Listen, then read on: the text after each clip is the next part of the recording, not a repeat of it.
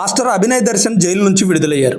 భరోసా పేరుతో రాజకీయ పార్టీ పెట్టి పాడేరు నియోజకవర్గంలో పర్యటించిన అభినయ్ దర్శన్పై గుర్తు తెలియని వ్యక్తులు దాడి చేశారు. ఈ దాడి హిందువులే చేశారని, కొట్టే ముందు జై శ్రీరామ్ అని అరిచారని అభినయ్ దర్శన్ మీడియాతో చెప్పాడు. గతంలో నియోజకవర్గం ఎమ్మెల్యే నుంచి నాకు బెదిరింపులు వస్తున్నాయని ఓ వీడియో కూడా రిలీజ్ చేశాడు. అయితే అభినయ్ దర్శన్ మీద జరిగిన దాడి వీరిద్దరిలో ఎవరో ఒకరు పని అయి ఉంటుందని అందరూ అనుమానించారు. కానీ కథలో ట్విస్ట్ ఏంటంటే తనపై తానే దాడి చేయించుకున్నాడని పోలీసుల విచారణలో తేలింది. దాంతో పాస్టర్ అభినయ్ దర్శన్ ని పోలీసులు అరెస్ట్ చేశారు. అప్పటి నుంచి నర్సీపట్నం జైల్లో ఉన్నాడు. అయితే ఇవాళ ఉదయం 6 గంటలకి జైలు నుంచి విడుదలయ్యాడు. నర్సీపట్నంకు చెందిన లాయర్ గోవిందరావు అభినయ్ దర్శన్ కి బెయిల్ ఇప్పించాడు. బెయిల్ మీద విడుదలయ్యాక మీడియాతో మాట్లాడిన పాస్టర్ అభినయ్ దర్శన్ ఈ రోజు సాయంత్రం పాడేరులో ప్రెస్ మీట్ పెడతానని ప్రకటించారు. మీడియా మిత్రులందరూ అక్కడికి రావాలన్నారు. పాడేరు నియోజకవర్గంలో ఇంత రాద్ధాంతం చేసి తనపై తానే దాడి చేయించుకొని హిందువులు చేశారు, పాడేరు నియోజకవర్గం వైఎస్ఆర్సీపీ పార్టీ ఎమ్మెల్యే చేశారని ఆరోపణలు చేసింది కాకుండా మరలా ఏ మొహం పెట్టుకొని పాడేరులో పర్యటిస్తావంటూ